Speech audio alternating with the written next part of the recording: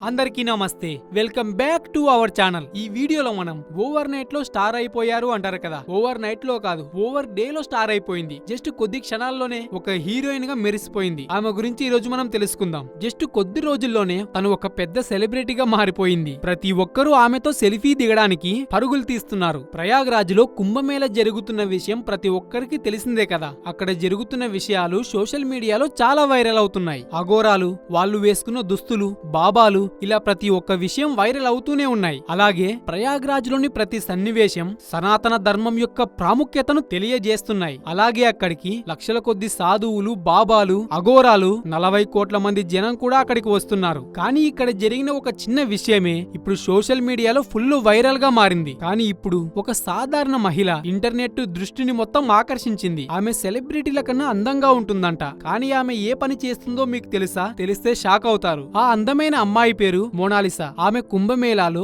రుద్రాక్షలు అమ్ముకుంటుందంట. అక్కడికి వెళ్లిన కొందరు వ్యక్తులు ఆమె ఫోటోలు, వీడియోలు తీసి సోషల్ మీడియాలో పెట్టడం వల్ల ఆమె ఒక్కసారిగా పాపులర్ అయిపోయింది. ఇప్పుడు ఆమెకు సినిమా ఆఫర్లు కూడా వస్తున్నాయని చెప్తున్నారు. కానీ అది ఎంతవరకు నిజమో ఇంకా తెలియదు. ఇప్పుడు తెగ వైరల్ గా మారిన ఆ యువతి కళ్ళు ఐశ్వర్యరాయ్ కళ్ళలాగా ఉన్నాయంట. ఆమె కళ్ళు చాలా ఆకర్షికరంగా కనిపిస్తున్నాయి. మోనాలిసా తాను పెద్దగా చదువుకోలేదని, ఏదైనా జాతర లేదా కుంభమేళ వచ్చినప్పుడు తను ఈ రుద్రాక్షలు వంటి వస్తువులను అమ్ముకుంటాను అని చెప్పింది. కుంభమేళాలో తన వ్యాపారం కోసమే తన బృందంతో అక్కడికి వచ్చిందని తను తెలిపింది. మొత్తానికి ఏమిటంటే ఆమె ఒక చిన్న వ్యాపారి. ఆమె తన దగ్గర ఉన్న రుద్రాక్షలను, పూసల దండలు వంటివి అమ్ముకొని బ్రతికే వ్యక్తి. ఆమె కళ్ళు అంత అద్భుతంగా ఉండడం వల్ల కొంతమంది ఆమె ఫోటోని, వీడియోలు తీసి సోషల్ మీడియాలో పెట్టడం వల్ల కేవలం 24 గంటల్లోనే ఒక సెలబ్రిటీగా మారిపోయింది. చాలా మందికి తాను ఒక క్రష్ లా మారిపోయింది. అలా మారిపోవడానికి తను పెద్ద రీల్స్ చేయలేదు, సినిమాలు కూడా తీయలేదు. సోషల్ మీడియా ఎవరినైనా సెలబ్రిటీని చేయగలదు. కానీ మీరు జాగ్రత్తగా ఉండకపోతే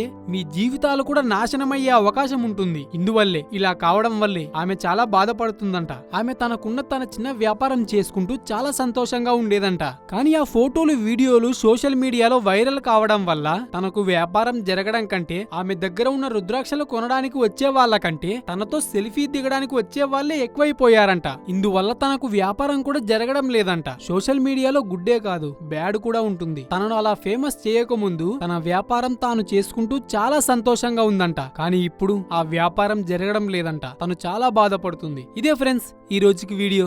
ఈ వీడియో నచ్చితే లైక్ చేయండి, షేర్ చేయండి, అలాగే మన ఛానల్ ని సబ్స్క్రైబ్ చేసుకోండి. ఈ వీడియోలో ఏవైనా తప్పులు మాట్లాడింటే నన్ను క్షమించండి. మళ్ళీ నెక్స్ట్ వీడియోలో కలుసుకుందాం.